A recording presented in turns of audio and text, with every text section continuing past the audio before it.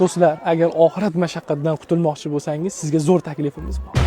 Agar mana shu ishni o'rnida bema'ni ish qilayotgan bo'lganimda, ko'pchilik ergashib ketadi, videomiz prosmotr kuchayib ketadi. Oxirat mashaqqatidan meni Robbim qutqarsin desangiz, Robbimni gapiga keling. Yaxshi ishga sherik bo'ling. 10 mingmi, 15 mingmi, 20 ming plastigingizda pul bo'lsa, qizg'onmang, kamaymaydi, aslida ziyoda bo'ladi. Yoki bo'lmasa, pulingiz yo'qdir haqiqatda plastigingizda.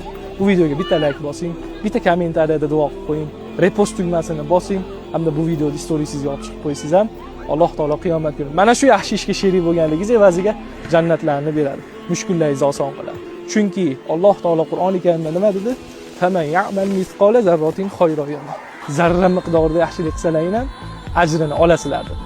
Bu uy oddiy odamning uyi bas, duosi ijobat bo'ladigan odamniki. Chunki bu xonadonda ko'p yillardan beri insul bo'lgan otaxonimiz bor.